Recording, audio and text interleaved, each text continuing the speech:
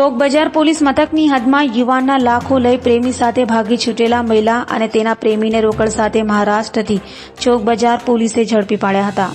ચોક બજાર પોલીસ મથકની હદમાં વેડ રોડ પર રહેતા યુવાનના મકાન વેચાણના રોકડ 96 લાખથી વધુ લઈ પ્રેમી સાથે ભાગી છૂટેલી મહિલાને ચોક બજાર પોલીસે બાતમીના આધારે મહારાષ્ટ્રના અકોલા ખાતેથી ઝડપી પાડ્યા હતા.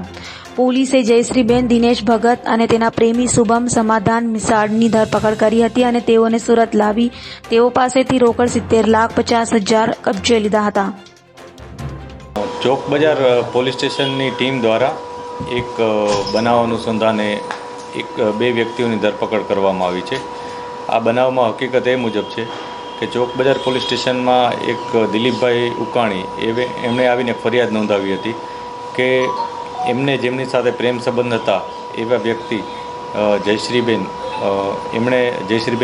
ભગત એમણે એમના પોતાના જે આ દિલીપભાઈએ જે મકાન વેચ્યું હતું એ મકાનના જે પૈસા આવ્યા હતા એ 96 લાખ રૂપિયા એણે જયશ્રીબેન અને એમના પતિ શુભમ આ બંને ત્યાંથી ચોરી કરીને લઈ ગયા છે. અને ત્યારબાદ પોલીસે આ બાબતે ઇન્વેસ્ટિગેશન શરૂ કર્યું હતું. ઇન્વેસ્ટિગેશનમાં પોલીસને બાતમી મળી હતી કે આ બેન પોતાના અગાઉના પતિ અને પોતાના બાળકો એને મળવા માટે અહીંયા આવનાર છે અને એ અનુસંધાને પોલીસે વોચ ગોઠવી હતી અને એમની ધરપકડ કરી હતી. પોલીસે આ બંને વ્યક્તિઓ પાસેથી ટોટલ અત્યાર સુધી 70 લાખનો મુદ્દામાલ એટલે રોકડ રકમ રિકવર કરેલ છે. બીજી રકમ ક્યાં છે એના માટેનું અમે ફર્ધર પોલીસ કસ્ટડી માટે પ્રયાસ કરશું અને એને ક્યાં ક્યાં રૂપિયા વાપર્યા છે એના માટે પણ અમે અત્યારે ઇન્વેસ્ટિગેશન કરી રહ્યા છીએ. સર, ચોરી કર્યા બાદ બંને જણા ક્યાં ભાગ્યા હતા અને આ જે રૂપિયા છે તે રૂપિયા ક્યાં આપ્યા હતા? ચોરી કર્યા બાદ શરૂઆતમાં તેઓ અહીંથી પુણા જતા રહ્યા હતા. ત્યાર પછી ફરીથી જયશ્રીબેન અહીંયા પાછા આવ્યા હતા એવી પ્રાથમિક માહિતી પોલીસને મળી છે. અને આ જે રૂપિયા હતા એમાંથી કેટલાક રૂપિયા તેઓ પોતાના અમુક લોકોને આપી દીધાની વાતો અત્યારે પોલીસને સમજાવી રહ્યા છે એ લોકો. પરંતુ પોલીસ અત્યારે એ બાબતે ઊંડાણપૂર્વક તપાસ કરી રહી છે કે ભાઈ આ લોકોએ જે વસ્તુ કીધી છે એમાં કેટલું તથ્ય છે અને ફર્ધર જે પોલીસ કસ્ટડી મળશે તો અમે બાકીના જે રૂપિયા છે એ રિકવર કરવા માટે પ્રયાસ કરીશું. સર, આવું કરવા પાછળનું કારણ શું થઈ રહ્યા છે?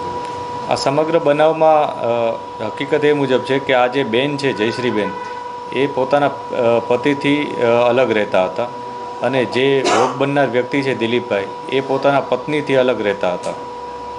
આ દિલીપભાઈ પોતાના પત્નીથી 1 વર્ષથી અલગ રહી અને એક મકાનમાં રહેતા હતા જેમાં નીચેનો માળ એમણે આ જયશ્રીબેન અને જયશ્રીબેનના પ્રેમી એને આપી દીધો હતો. શુભમ કરીને છે, શુભમ મિસાળ કરીને એમનો પ્રેમી છે, એમને આપી દીધો હતો ભાડે રહેવા માટે.